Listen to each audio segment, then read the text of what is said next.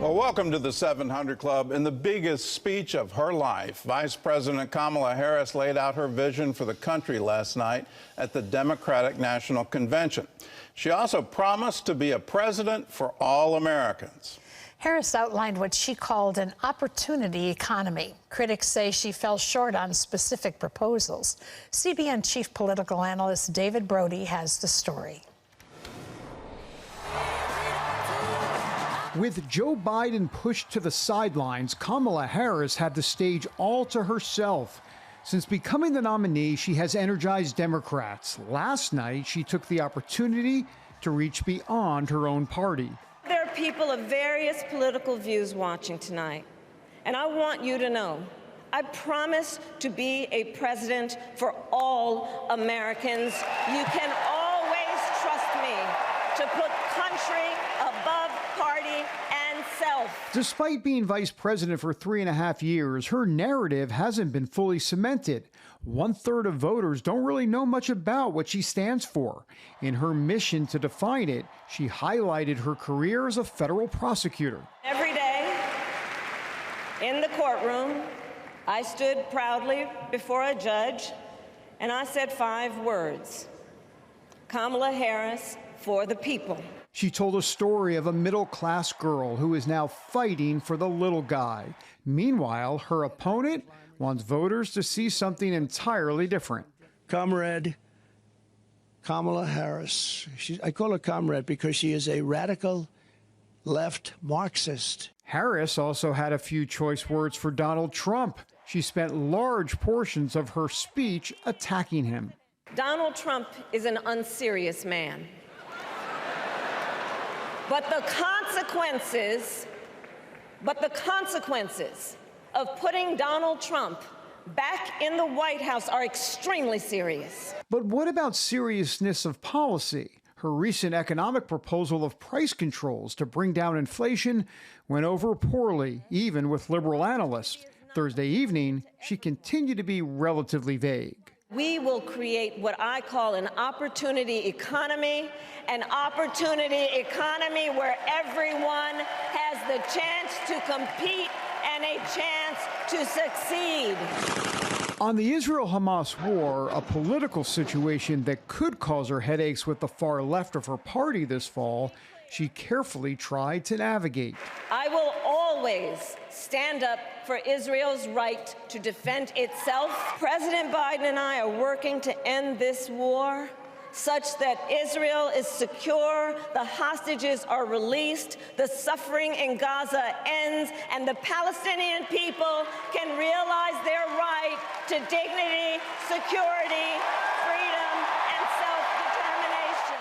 It remains to be seen how detail-oriented she handles that issue and others as the campaign moves on. So far, she's been riding the momentum of positive vibes and party enthusiasm. The next chapter could be a heavier lift. Harris has to convince independent voters that she is the right candidate for the next 4 years. She carries some of the burden of the past administration, but she also needs to show that she is can stand on her own and know that, and voters trust that she's going to be better than Trump for the next 4 years. Brody is with us now for some more analysis. So how do you assess the effectiveness of the convention and specifically Harris's speech? Well, I thought she did very well. Look, Gordon, Trump's got a fight on his hands. She came across as extremely tough last night. She came across, obviously, as a former federal prosecutor. You can imagine that was the vibe that she was going to give off, and she did. I mean, look, I kind of always see this through the lens of folks that are not paying too much attention to politics. Because if you are paying attention to politics, then you can kind of go through the speech and see all of, let's be honest, we're doing a fact check here, a lot of the lies she told. I mean, she said that Trump wants to implement Project 2025. Not only has he disavowed that, he has an actual agenda. It's called Agenda 47. That's his plan, not Project 2025. And she talked about him wanting a federal abortion ban. He's actually said the exact opposite. And not only that, he's getting in trouble with the pro-life community because of that. She talked about him wanting to cut Social Security.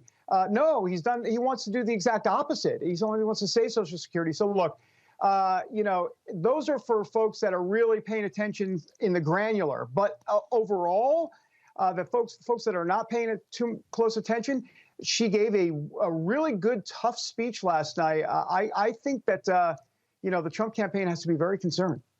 Well, the momentum seems clear, and the what was predicted as a charm offensive in the media coverage is certainly happening right now. Do you think anything can derail this? Well, I think three things can derail it potentially, and that would be Kamala Harris herself in her own words when she's not on prompter. And we've talked about this before, but the debate on September 10th, a huge moment in this race. Obviously, she'll be off prompter there, and of course, we're waiting for that first press conference that she hasn't done, and an interview. So I think those are three key moments that could change the race, because right now, quite frankly, Gordon, prompter Kamala, as we've talked about, excellent. Unscripted Kamala, we wait and see if it turns into word salad. So we don't know at this point. But at this point in the race, I'll tell you what, she's been better than anybody expected. She has been underestimated. And I'll tell you what, she's going to be someone to be reckoned with. But we'll see about those three points that I made earlier about those inflection points when she's not on prompter. Well, if I were running her campaign, I'd do the same thing that Biden did in 2020. I mean, he's famous for campaigning from a basement. He had COVID sort of as the cover, but if she just continues to be on prompter and on message, she's obviously very effective at it. So if I were handling her campaign, I wouldn't have any unscripted moments at all. Reagan did the same thing back in 1980 and did it very well and won the presidency. Let's talk about the divisions within the Democrats. We predicted earlier this week that there could be as many as 100,000 people in the streets of Chicago protesting for Palestinians. That didn't turn out. There were some violent incidents, but it seemed to be remarkably contained. So how is she going to deal with the division among Democrats over Israel? Well, regarding the protest, you're right. It was the best case scenario, if you think about it, for Kamala Harris and the Democrats. Look, there are going to be divisions. Here's the thing. I thought what was interesting last night, she's trying to split the difference here. She's kind of trying to placate both sides when she talked about Israel. And by the way, as we played in the piece there, her Israel comments were extremely strong. And then, of course, she followed it up with self-determination for the Palestinian people, and what's going on in Gaza is a travesty. But if you notice, Gordon, she did not call out Benjamin Netanyahu by name. I thought that was significant. That would have been something that the far left of her party would have wanted her to do. She didn't do that. She also said that she will protect Israel any way possible. And then she, in essence, said, including military funding. She didn't say military funding, but she said a right to defend itself, and we will support that. It was more of a pro-Israel view in the speech, I felt, than a full embrace of the far left position. And I think she is playing this smart. She understands that in Pennsylvania, you got 4% of the voters there are Jewish. She needs Pennsylvania. That's crucial. And honestly, we've heard so much about Michigan and the Arab American community there, and folks that are in the far left of the party. But it's about 1% of the vote. I'm not saying it can't make a difference, but I think the play in Pennsylvania is probably electorally the better play. You can't lose Jewish voters in the Democrat Party. That's the smarter play. Well, the response from the Jewish community has been that she threaded the needle, that she did it perfectly. And was able to balance. I can argue the history. The Palestinian people have had an opportunity to have a state since 1948, and every single time they've refused. The famous quote, the Arabs never refuse an opportunity to refuse an opportunity. I misquoted. The Arabs never miss an opportunity to miss an opportunity. They've had repeated attempts from 1948 to 1967 to the Camp David Accords to the Oslo. They've always turned it down. So it seems odd to kind of bring that back. But anyway, that's just history. Let's talk about RFK today. He's got a 2 p.m. speech out in Arizona, and he's expected to endorse Donald Trump. Do you think that will have an impact on the race? I think the race is so close that everything could have an impact because, as we've talked about, Gordon, elections are won typically on the margins. And in this case, in this election, that's in all caps. In other words, yes, I think it can have an effect in places potentially like Nevada, places like Michigan, where RFK polls better than in some other states. So we'll see. But I think Kamala Harris's problem beyond RFK is the fact that if you look at the details underlying some of the fundamentals in the race, she's 9 points behind Trump, and this is pretty consistent. 9 points or so behind Trump on the economy. She's behind Joe Biden at this state of the race back from 2020. She's behind his numbers regarding men, down 4% from Biden's numbers at this stage. 4% she's down with Hispanics compared to Biden at this stage, and 12% among black voters compared to Biden at this stage. So she's got a lot of work to do. This idea that the media is behind her, true. The idea that there's a positive vibe, true. The fact that there's enthusiasm with Democrats behind her, all true. But if you look at the granular crosstabs, which, yes, I put on my geek hat, and I do, you see the iceberg right ahead for her because there is kind of an issue here that she's got to be very concerned about. Well, it seems that she's quite obviously campaigning on I want to be likable. Right. And that seems to be the major push, and that's where she sees weakness on the Trump side. So we'll expect more of that. I can't miss the historic moment and congratulate her. She's the second woman to ever be nominated by a major party for the White House. And she's the first woman of color, the first minority to be nominated. That is an absolute historical milestone. So congratulations, Vice President Harris. It's really incredible to see it. Well, David, thanks for your insights and thanks for the reports. And again, you're going to have a very busy year. Thanks, Court. All right. In other news, Israeli citizens could be facing a new danger from Hamas.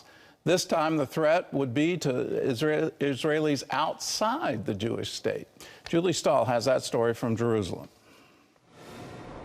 Israeli media report Hamas has decided to target Israelis abroad in its bid to avenge the killing of its top leader, Ismail Haniyeh, in Iran. That's because it apparently has little ability left to strike Israel directly from Gaza after the pounding it's taken over the last 10 months from the IDF. In the past, Hamas has largely failed at its attempts at such terror attacks overseas since its founding in 1987. In Israel, mourners are burying the bodies of 6 hostages recovered this week in Gaza. Yoram Metzger from Kibbutz Nir Oz, one of the hardest-hit communities, and Yagev Bukshtav from Kibbutz Nirim were laid to rest in their communities, which are still evacuated. Forensic experts say evidence shows all 6 were shot, and initial findings suggest their captors in Gaza murdered them, but the findings are just preliminary. We have no idea what you went through there. You do not deserve to end your life this way. In what world is a mother supposed to think that the nightmare will end when her son is returned for burial? In what world does a mother have to thank for the return of her son who was abandoned and murdered? Israel is keeping up its attacks on both Hamas and Hezbollah as it fights to defeat the terror groups backed by Iran. Israel launched extensive strikes against Hezbollah at different locations in southern Lebanon this week. In Gaza, the IDF says its troops killed some 50 terrorists in just one day in Rafah this week. It also lost a 19-year-old sergeant, the 336th Israeli soldier to die in the Gaza war. Israeli ambassador to the UN, Danny Danon, says all the bloodshed can end as soon as Hamas is defeated or surrenders. The future for Gaza will begin when Hamas will be eradicated. It's on the way. It's happening. Once Hamas will be eradicated, we can start speak about reconstruction and building a future for the people of Gaza. Julie Stahl, CBN News, Jerusalem. And let me echo that the war ends when Hamas is completely defeated. We need to stand strong with Israel in her moment of trial that yes, You can never do this to Israel, and you can't expect to survive it.